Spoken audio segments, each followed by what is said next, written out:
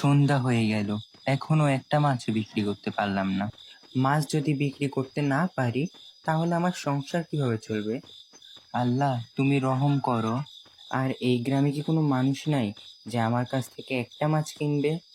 মাছ আছে, মাছ, ইলিশ মাছ, পাঙ্গাস মাছ, জিয়েল মাছ, টাকি মাছ। আরে হিসু আসারও আর টাইম পেল না, মাছ করা রেখে প্রস্রাব করে আসি।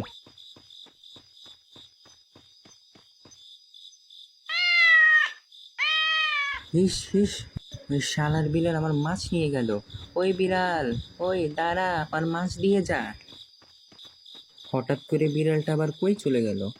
এটা তো পুরনো একটা স্কুল, হয়তো এটার ভিতরে বসে খাচ্ছে। আজ ওর একদিন কি আর আমার যে কয়দিন লাগে। এখানে তো কিছুই নেই, ওই পাশে গিয়ে দেখি তো। ওমা, এটা তো মাথা কাটা লাশ। আল্লাহ জানে কে কে মেরে রেখে গেছে। কি করি?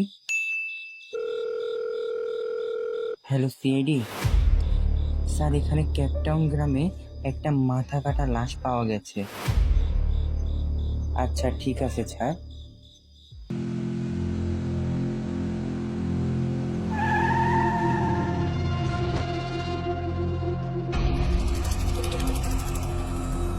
স্যার, আপনারা আইছেন? দেখেন কে যেন এই বাচ্চাটাকে গলা কেটে ফেলে রেখে গেছে। অভিজিৎ, তুমি লাশটা ভালো করে চেক করো, দেখো কোনো কিছু পাওয়া যায় কিনা। আর আপনি এক্স্যাক্টলি এখানে কি দেখেছেন? স্যার, আমি একটা গরিব মাছওয়ালা, এই গ্রামে আসছিলাম মাছ বিক্রি করতে। হঠাৎ আমার প্রস্রাব আসে, মাছের ঝুলিটা রেখে প্রস্রাব করতে চাই।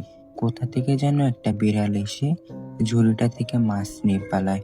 খুঁজতে খুঁজতে পুরানো এই স্কুলের সামনে আসি বিড়ালটাকে খোঁজার জন্য।